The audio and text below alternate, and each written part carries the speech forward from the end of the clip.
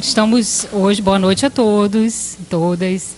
Estamos hoje no encerramento do curso, que é também o lançamento do livro. Quero agradecer a presença de todos, em especial do professor Eduardo Losso, da UFRJ, que vai comentar sobre o livro. Agradecer também a presença da professora Ana Lúcia, que está aqui na plateia, que foi orientadora da tese que deu origem ao livro, e do meu supervisor de pós-doutorado, Roberto Assíselo, ambos professores da UERJ. E, bom, acho que vou passar já a palavra para o professor Eduardo Losso. O professor Eduardo conhece bem a pesquisa, ele foi membro também da minha banca avaliadora do doutorado, então ele conhece bem a tese, conhece bem o livro, e por isso foi a pessoa indicada para conversar sobre o tema aqui com a gente na Casa Disse. Obrigada, professor, mais uma vez, e passando a palavra ao senhor. Bem, eu é que agradeço a oportunidade de estar aqui. Para mim é uma grande alegria, porque eu me interessei pelo trabalho da Lívia, ainda na época que ela estava no Canadá, né? A gente trocou umas figurinhas e eu achei muito interessante o que ela estava levantando e enfim, e quando houve mesmo a tese, a banca da tese, eu fiquei como suplente e mesmo assim quis estar presente no dia da banca, né? Porque tinha lido, tinha gostado, foi muito por um interesse pessoal.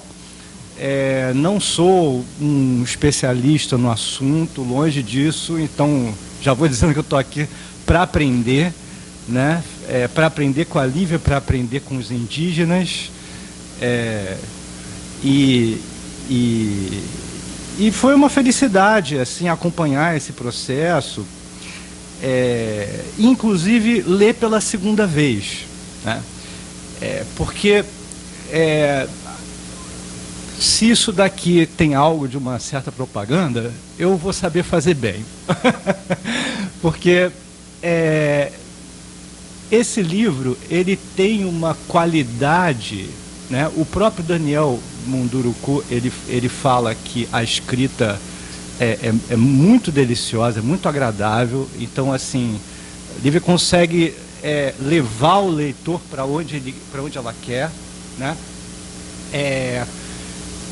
E para quem está interessado no assunto, quem quer ter um panorama abrangente da literatura indígena, tanto no Brasil quanto nas suas relações com a América em geral, né? Esse é o livro perfeito para isso. Como eu disse, é uma síntese, né? Então, começa falando bem no início, né? No início da colonização espanhola e portuguesa, fala de Colombo, fala de Pero Vaz de Caminha, de Américo Vespúcio, entra no relato dos protestantes que diziam coisas mais, né, dados do que realmente aconteceu, que os relatos jesuítas, católicos não davam conta, como Hans Staden, né? Enfim, esses autores. Chega no século XIX, na literatura romântica brasileira, fala de José de Alencar, de Gonçalves Dias, enfim, faz todo um panorama das obras principais, né? E quando chega no Mário de Andrade, em Macunaíma, já entra no século XX, até o ponto de abordar uma literatura ficcional, né? Alguns romances que trabalharam essa questão indígena, Quarúpido, Antônio Calado, né? Enfim, alguns nomes importantes aparecem, um romance do Darcy Ribeiro, esqueci o nome agora, Maíra, e até chegar ao ponto que é, de fato, assim, A Menina dos Olhos, né? Que é importante para todo mundo agora, que é a literatura escrita pelos próprios indígenas, né? E um dado interessante que me chamou muito a atenção nessa leitura é justamente um cuidado historiográfico para dar ao leitor a noção das datas principais em que isso aconteceu, né? Então, por exemplo, no final do século XVIII, início do XIX, nos Estados Unidos apareceram algumas autobiografias de autores indígenas, não falando como eles gostariam que falassem, mas eram convertidos ao cristianismo. Então tinha muito uma espécie de um controle, né? Uma certa censura, né? Muito claramente no que era dito, um direcionamento editorial, né? Dessas publicações. E quando isso tudo que eu aprendi do livro, né? Eu estou aqui. E quando chega no que a Lívia chama de renascimento indígena nos Estados Unidos, aparece uma primeira obra no final dos anos 60, né, em 68, 73, no Canadá. Enfim, mas tem umas antecipações, alguma, né? Isso. Foi falar no curso. Ótimo. E no Brasil aparece uma obra nos anos 80, depois outra em 94, se eu não me engano, que foi mais divulgada, né? E ao longo dos anos 90 é que a gente vai entrando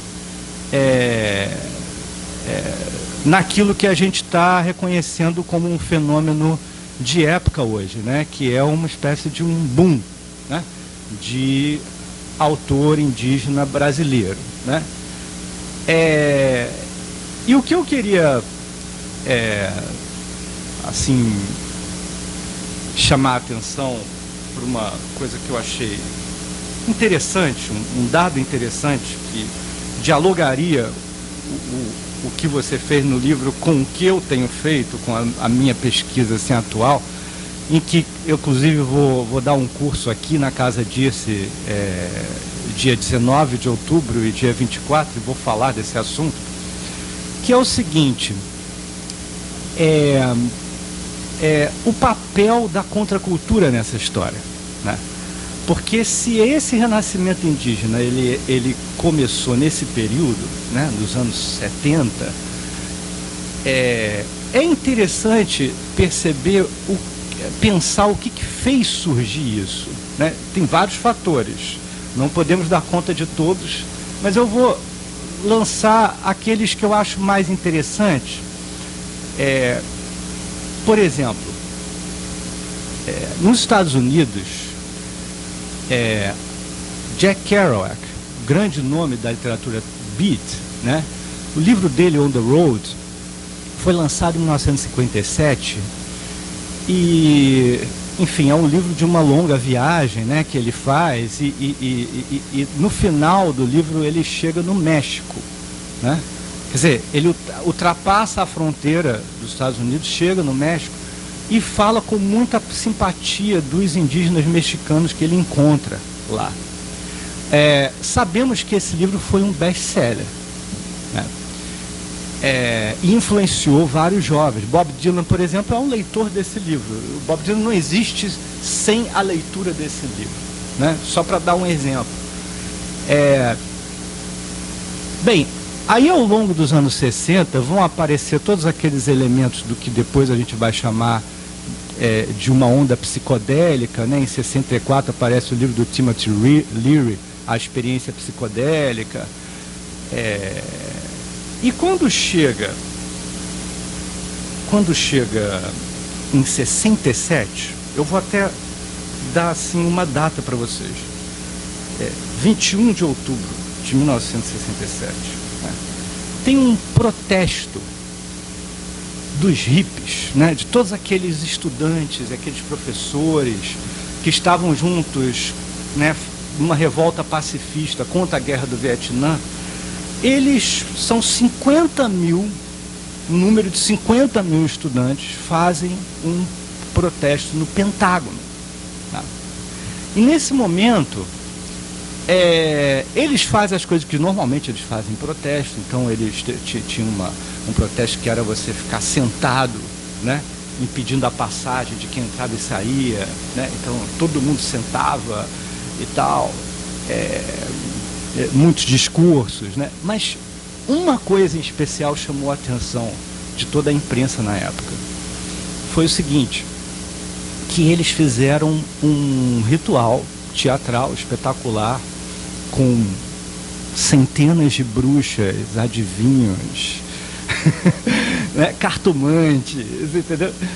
E fizeram um enorme ritual de exorcismo do Pentágono. Né? E tinham inclusive a ideia de fazer o Pentágono levitar. Isso não aconteceu. Bem entendido, isso não aconteceu. Mas eles conseguiram fazer levitar a opinião pública, digamos assim. Né? Depois disso, houve uma...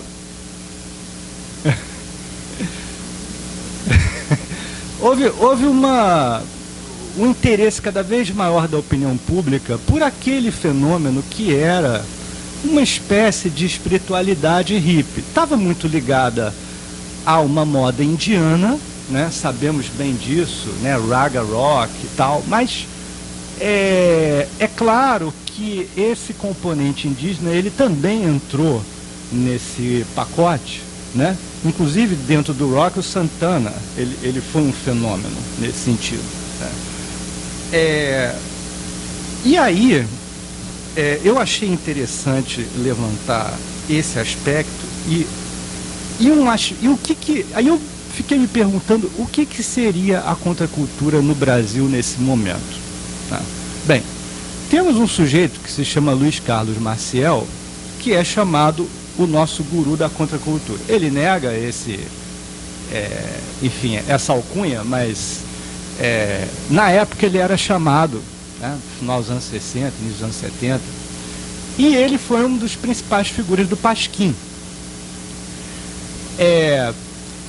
E logo nos primeiros números do Pasquim, ele escrevia sobre esse tipo de coisa, ele fazia uma espécie de recepção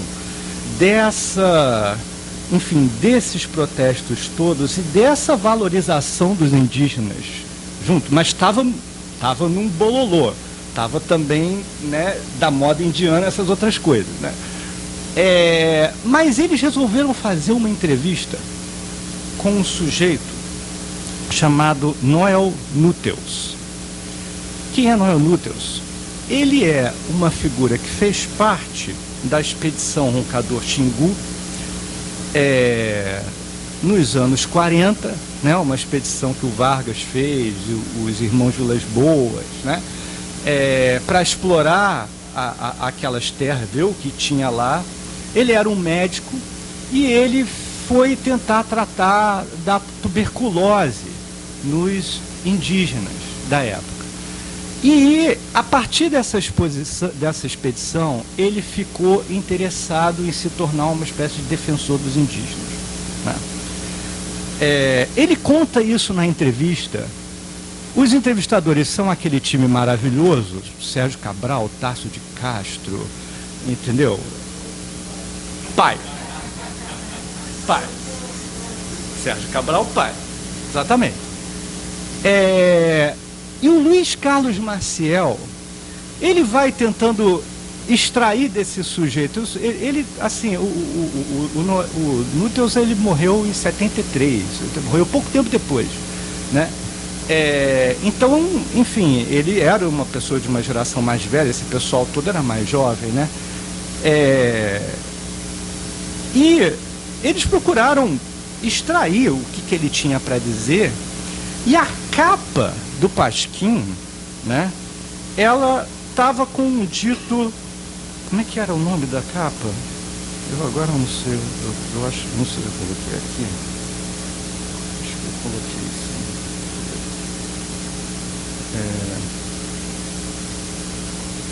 Quem mata nossos índios? Essa é a capa.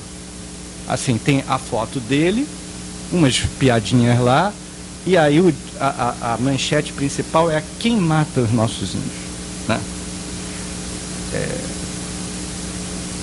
E o Núteus, enfim, pergunta um monte de coisa. O Núteus, ele diz várias coisas interessantes. Ele diz que a catequese mata os índios. Ele fala isso, né? Diz que o problema do assassinato dos índios vem da estrutura econômica. Então ele tem uma visão assim bem para frente. Ao mesmo tempo ele tem umas coisas da geração dele que entram num certo dissonância com o que aquele pessoal estava pensando, né? Então ele diz uma coisa que depois o Eduardo Vieira, todo mundo aqui acho que sabe, que o Eduardo Vieira de Castro diz, né, que era muito comum aquele discurso que os índios já não existiam mais, que estavam ou já eram extintos ou estavam em via de extinção. E ele que sabe, o Núteus, que sabia que isso eles não estavam extintos, ele mesmo diz na entrevista que a extinção dos índios é inevitável. Então, o que nós temos de fazer é humanizar a extinção dos índios. Ele fala assim na entrevista, né?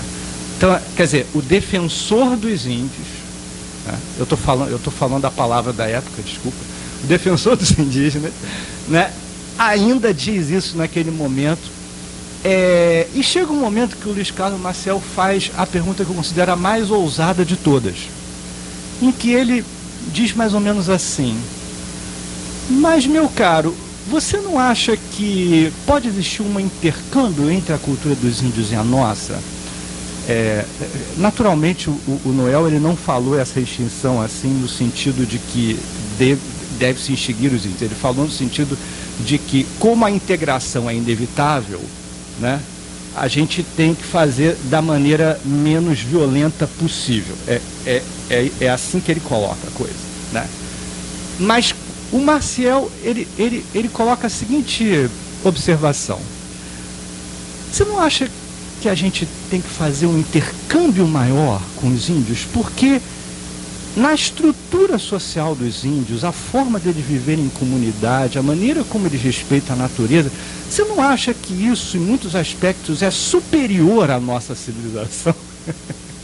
A pergunta que ele faz é essa, né? E a resposta que o Noel dá, uma resposta de um administrador, porque ele dirigiu o Serviço de Proteção aos Índios, né, de 63 a 64, e o que depois vai virar a FUNAI, né? Então, a resposta que ele dá é o seguinte: olha, tem muitos interesses estrangeiros que querem vir aqui e tomar um monte de coisa aqui no Brasil.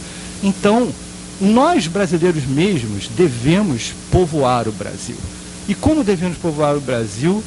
A partir da valorização dos índios, daqueles que povoaram o Brasil, de fato, né? Então, a resposta que ele dá é essa.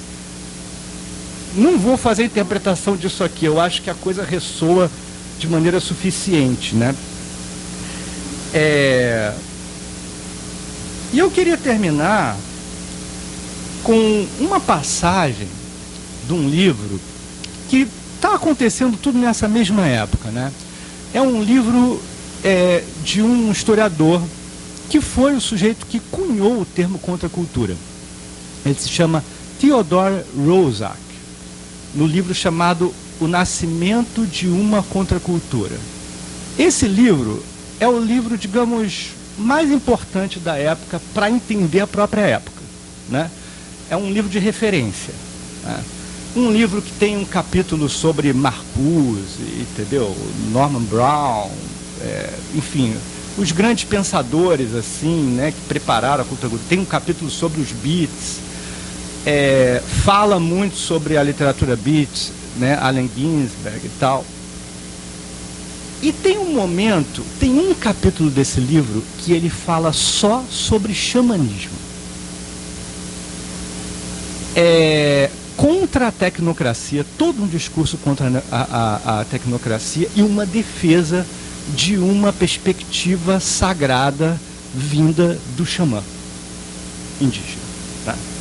E ele cita um livro da antropóloga chamada Dorothy Lee, Freedom and Culture, né? Um livro de 59, que tem uma fala de uma mulher que é uma indígena Wintu da Califórnia. Você vê, esse livro que ele cita é de 59, essa fala está escrita lá em 59 e ele cita em 69. Olha só o que ele cita. Eu vou falar uma tradução, né? A fala dessa mulher.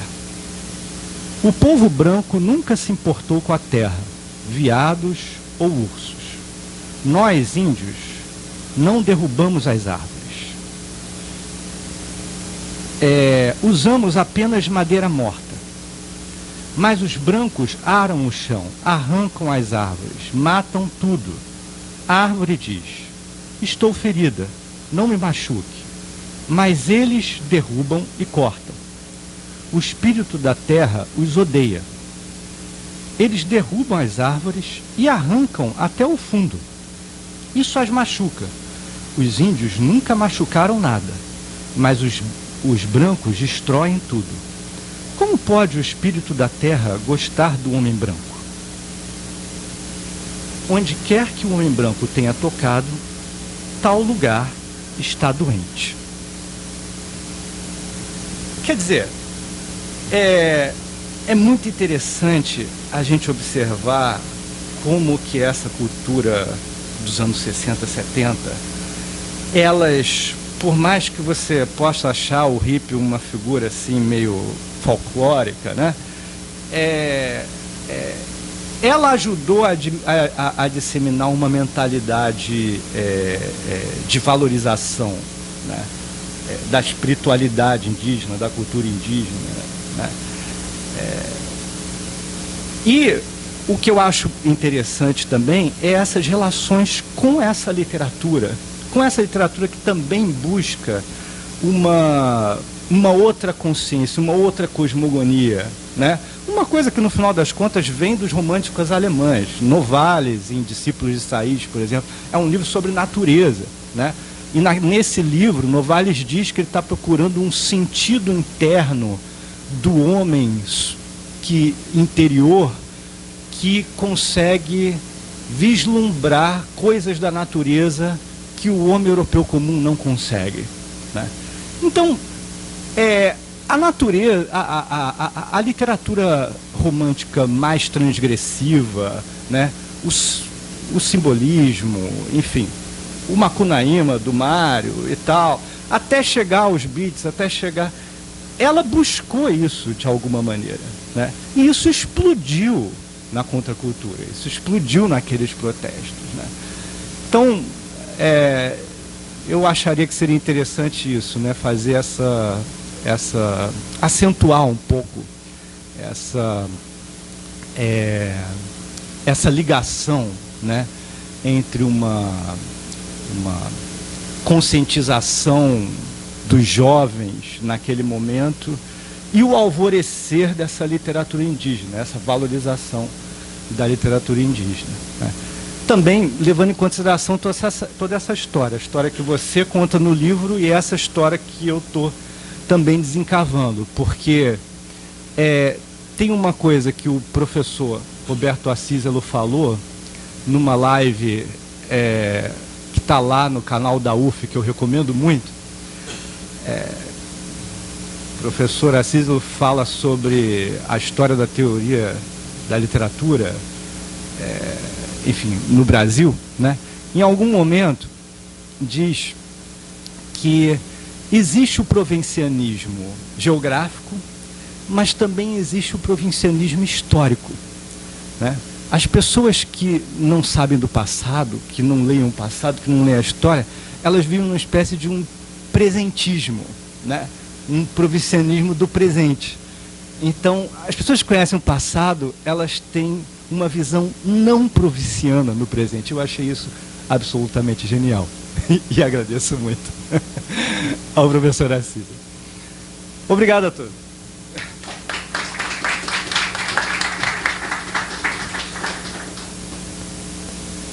Obrigada, professor. Parabéns pelo curso aqui na Casa Dirce. Acho que o seu artigo já está pronto sobre o tema que foi apresentado aqui. É só publicar, mandar para a revista e publicar. Bom, quem estava aqui no curso, tem alguns alunos aqui presentes que fizeram o curso comigo. E na penúltima aula do curso, justamente eu trouxe essa questão dessa mudança do pensamento ocidental, né? Vocês lembram? Que está muito ligada à própria existência da Segunda Guerra, essa decepção que foi a Segunda Guerra, tanto com a questão dos campos de concentração, como também com as bombas atômicas. E como essa guerra acabou gerando uma secção realmente de pensamento que gera, de uma certa forma, contracultura, né? Essa ideia do paz e amor, essa ideia de reverter, essa ideia de começar a olhar o outro, e isso é uma mudança que vem a partir da filosofia da alteridade, e que acaba se popularizando também nesses movimentos que são movimentos sociais, como o Maio de 68 também, que eu cito na tese, eu acho que menos no livro, um pouco mais na tese. E de Maio de 68 vieram esses movimentos sociais, movimentos identitários, que hoje ganham corpo e que hoje têm presença massiva na nossa sociedade. E o movimento indígena foi, inclusive, nos Estados Unidos e Canadá, muito influenciado, sim, pelo movimento negro no começo. Então, os escritores indígenas canadenses e americanos assumem isso, porque estavam frequentando a universidade, começaram a ter contato com o movimento negro e daí começaram a assimilar também, criar os seus próprios movimentos identitários. Então, tem uma correlação forte, sim, porque essa literatura indígena ela é muito vinculada ao próprio movimento indígena, isso eu sempre reitero, sempre repito, tanto aqui no Brasil como nas Américas em geral. E acaba sendo um reflexo dessa luta, dessas lutas que eu falo que é da sociedade civil, lutas por direitos mesmo, que vão se espelhando nessa literatura. Acho que podemos encerrar. Uma outra questão que eu lembrei também, antes de encerrar, que acabou me vindo enquanto você estava falando. Nós tivemos aí reiteradamente essa ideia do indígena enquanto um sujeito inconstante. Isso está no texto do Viveiro de Castro, em remissão ao Manuel da Nóbrega. Isso é muito presente nas cartas jesuíticas. Eles se convertem logo em seguida, eles já voltam lá a cultuar os deuses deles, a cultuar a natureza, são pessoas sem qualquer constância e tal. Mas o que a gente percebe é uma constância, pelo contrário, do discurso indígena. Quando a gente vai ver lá no começo da colonização, já tem relatos dizendo, poxa, eles criticam o nosso modo de produção, dizem que estamos aqui destruindo a natureza, querem saber o que a gente faz com essa acumulação. Temos relatos aqui no Brasil dizendo isso, né, de portugueses dizendo isso. Poxa, conversei com o indígena, ele quer saber por que a gente quer tanto pau-brasil, por que a gente quer tanta madeira, o que a gente faz. Expliquei que é para os nossos filhos, que a gente acumula. E eles não entendem isso, porque eles dizem que a terra dá tudo. Essa lógica de você ter que guardar para o filho, inclusive alguns grupos, quando o sujeito morre, o grupo enterra todos os pertences daquela pessoa e acabou. Inclusive livro, que a gente acha que, nossa, é um objeto sagrado. Então, é enterrado tudo. Nós temos aqui na plateia a presença de algumas pessoas indígenas. Se quiserem falar, eu posso passar o microfone. Se alguém quiser falar, Anapuaca, se alguém quiser adicionar alguma coisa, comentar alguma coisa. Aqui estamos num debate. Então, a ideia hoje é fazer um debate. Alguém quer falar alguma coisa? Indígena, não indígena? Alunos do curso? Quer falar? Ele vai passar o microfone. Então, Anapuaca Tupinambá, da Rádio Iandê. Olá a todos, boa noite. É um prazer estar aqui. Eu fiz uma arengação antes de vir para cá, dizendo que não vinha. E só vinha se fosse convidado. Mas já tinha sido convidado. Primeiro, muito feliz de poder estar aqui, né? De ter o livro, de ter ido na tua defesa, acompanhar todo o processo do livro.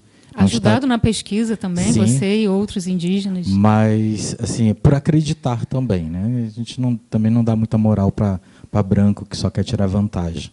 Até porque é outros tempos. A gente até diz algumas coisinhas para ele só para ele errar. E a gente faz questão de que isso aconteça.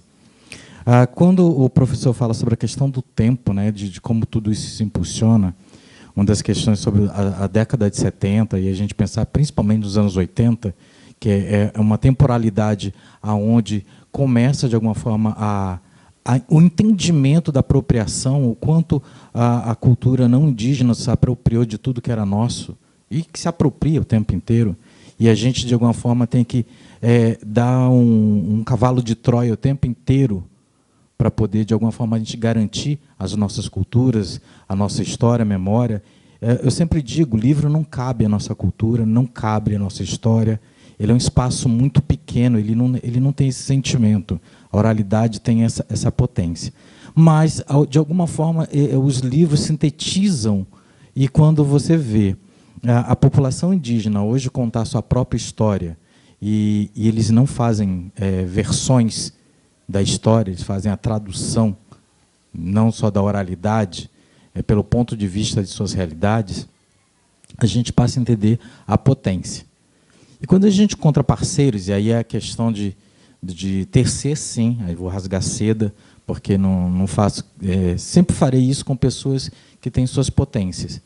Quando a gente encontra Lívia, né, na história, e muitos outros, que compreende, né, não é um olhar só acadêmico, é um olhar fora desse espaço, até porque ela aborda isso nesse local. E, por acaso, ela faz uma coisa que eu sempre digo, ela consegue ser uma das poucas que traduzem mesmo as nossas decepções, realizações, não só na cronologia. Eu, pessoalmente, gosto muito mais da tese do que do livro, já falei isso para ela, né, porque eu tenho, desde o início das primeiras versões, mas a compreensão que a gente se apropriou disso como uma ferramenta, um meio, simplesmente. E entender que a gente se apropriar de mídias, nos apropriar dos espaços, ocupar, condicionar isso, para, de alguma forma, vocês entenderem quem nós somos nesse mundo. Muito mais do que uma versão dita por alguém que interpretou, sei lá, um antropólogo. Tem antropólogo na sala? Se tiver, se denuncie. Que fala, que traduziu alguma coisa. Ele não traduz nada, ele faz versão. Eu sempre coloco isso como um ponto. Tradução é relação de afeto. Se não tem relação de afeto, você faz somente versão. E isso derruba coisas. E quando você lida com línguas indígenas, pensamentos que são diversos, né? Mais de 300 povos, 274 línguas, em constantes mudanças, quando não é indígena, você só faz versão. Mas no caso de Lívia, né, especificamente, ela tem um suporte, tem toda uma assessoria, né, tem toda uma consultoria, tem mentoria, tem esses nome tudo bonitinho, ela tem, além de ter um dos maiores, né, como suporte, que é o próprio Daniel Munduruku. E aí é o cara que realmente impulsiona tudo isso e cria o conceito mesmo de literatura indígena, porque antes é como diz, era a literatura sobre índios.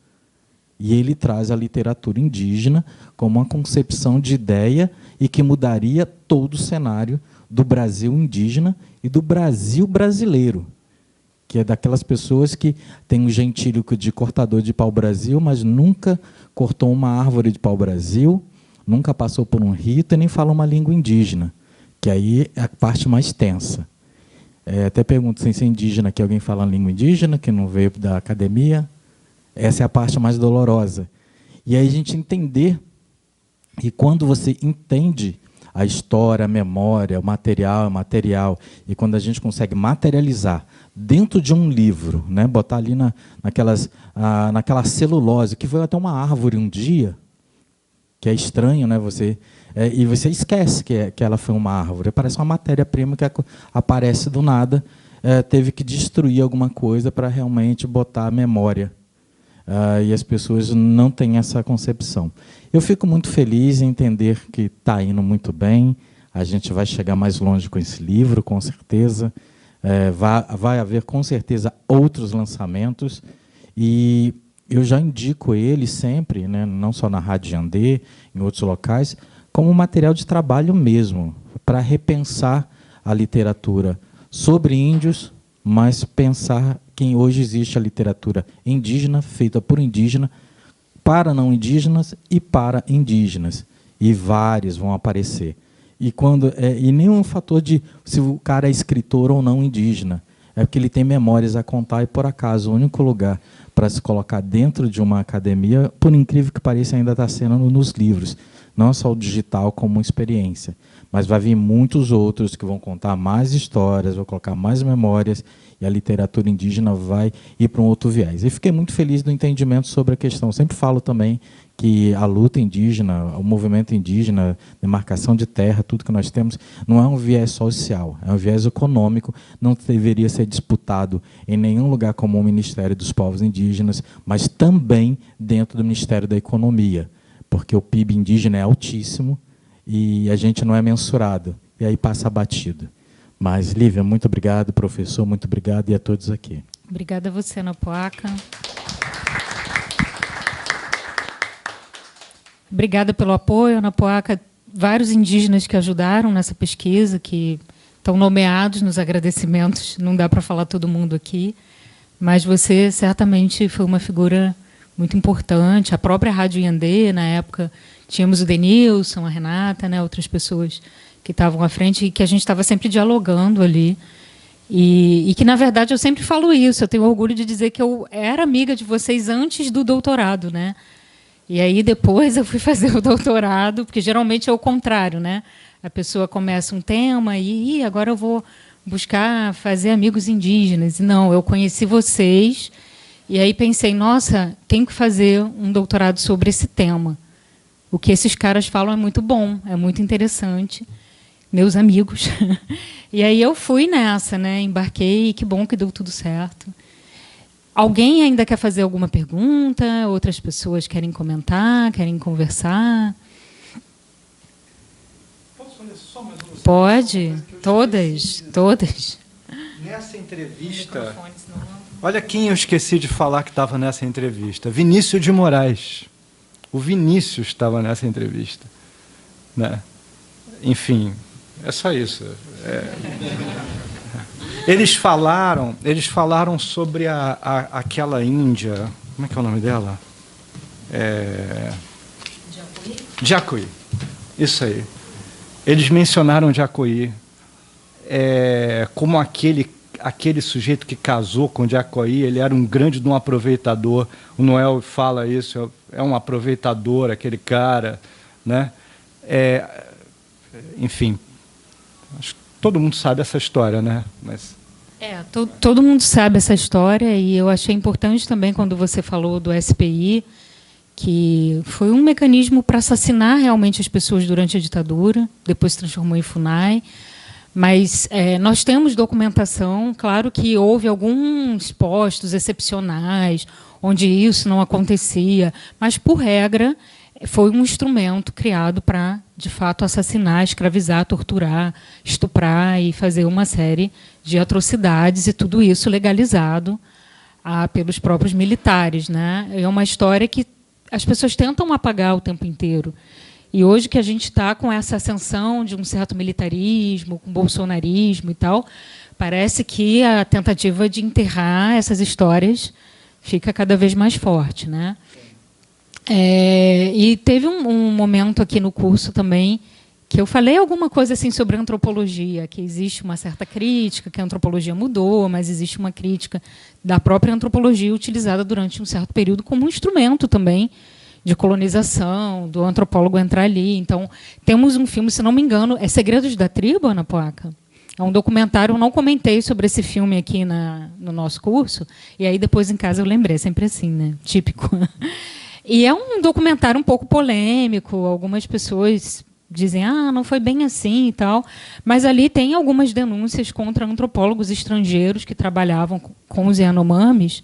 Não sei nem se a palavra trabalhar é muito certa, mas, enfim, entraram lá e se infiltraram no meio dos Yanomamis, teoricamente, para pesquisar, E tem acusações de estupro. Teve um deles que, inclusive, casou com uma menina, e eu acho que esse caso ilustra muito bem o que eu trouxe aqui ao longo do curso, porque ao longo do curso eu falei sobre aquele ethos elástico do homem branco, que é trazido pelo Costa Lima, no livro do Redemoinho do Horror e tal, e que a gente acaba vendo essa ideia do ethos perpassando todos esses textos em distintas épocas e geografias.